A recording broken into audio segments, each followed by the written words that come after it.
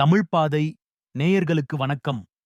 திராவிட முன்னேற்றக் கழக கூட்டணியில் கோவை மாவட்டத்தில் போட்டியிட உள்ள வேட்பாளர்களின் இறுதிக்கட்ட உத்தேச பட்டியல் வெளியாகியுள்ளது. கடந்த 2021 10 தொகுதிகளிலும் தோல்வி அடைந்த நிலையில் இந்த முறை பெரும்பான்மை தொகுதிகளில் வெற்றி பெற வேண்டும் என பொறுப்பாளரான முன்னாள் அமைச்சர் செந்தில் பாலாஜி அவர்கள் தலைமையிலான குழு வேலை செய்கிறது.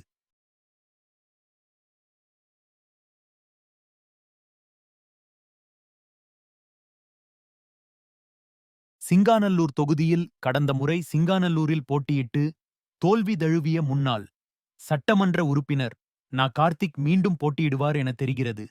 அவரை எதிர்த்து சிங்கை ராமச்சந்திரன் போட்டியிட வாய்ப்புள்ளதால் அவர் தற்பொழுதே பூத்தளவு வேலைகளை தொடங்கி உள்ளதாக தெரிகிறது.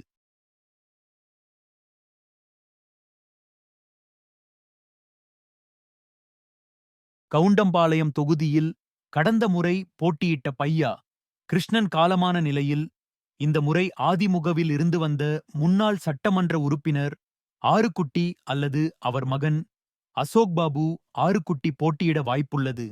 அதேபோல நாம் தமிழரில் இருந்து வெளியேறிய திமுகவின் மாணவரணி செயலாளராக இருக்கும் ராஜீவ் காந்தியும் அவரின் மேலிட செல்வாக்கை வைத்து இந்த தொகுதிக்கு முயல்வதாக தெரிகிறது. எனினும் சமுதாய கணக்கின் அடிப்படையில் அவருக்கு ஒதுக்க வாய்ப்பு இல்லை என தெரிகிறது.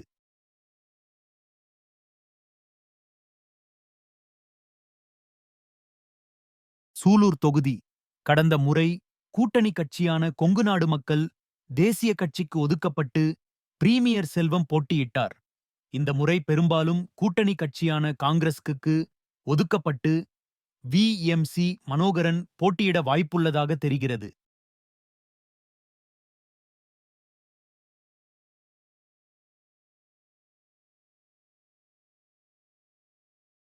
கோவை வடக்கில் கடந்த முறை சண்முக சுந்தரம் அவர்கள் போட்டியிட்ட நிலையில் இந்த முறை மீனா லோகு அவர்கள் அல்லது மக்கள் நீதி மையத்தில் இருந்து வந்த டாக்டர் மகேந்திரன் அவர்கள் போட்டியிட வாய்ப்புள்ளதாக தெரிகிறது.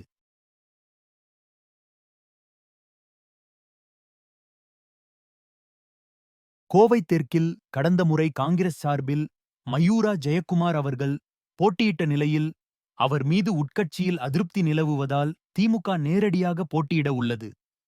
கோவை வடக்கில் போட்டியிட்ட சண்முக சுந்தரம் அல்லது மக்கள் நீதி மையத்திற்கு ஒதுக்கி தங்கவேல் அவர்கள் போட்டியிடவும் வாய்ப்புள்ளதாக தெரிகிறது.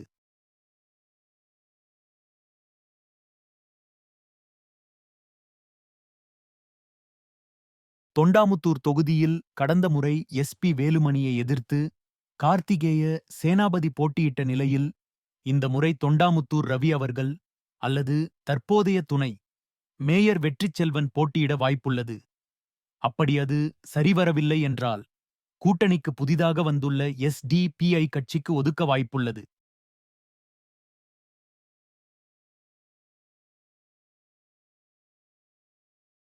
கிணத்துக்கடவு தொகுதியில் கடந்த முறை குறிச்சி பிரபாகரன் போட்டியிட்டு குறைந்த வாக்குகளில் தோல்வி அடைந்த நிலையில் இந்த முறையும் அவரே களம் இறங்குவர் என தெரிகிறது.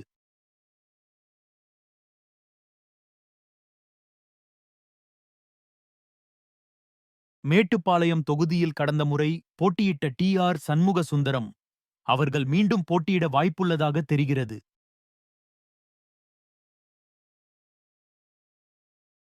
பொள்ளாச்சி தொகுதியில் கடந்த முறை டாக்டர் வரதராஜன் போட்டியிட்ட நிலையில் இந்த முறை கூட்டணி கட்சியான கொங்குநாடு மக்கள் தேசிய கட்சிக்கு ஒதுக்கி நித்யானந்தம் அவர்கள் களம் காண வாய்ப்புள்ளது என தெரிகிறது.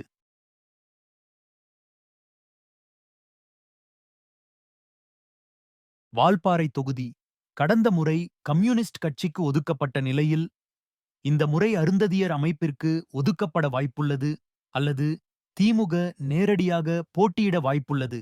அடுத்த கட்ட தகவல்களை நாம் அடுத்த காணொளியில் பார்க்கலாம். நன்றி, வணக்கம்.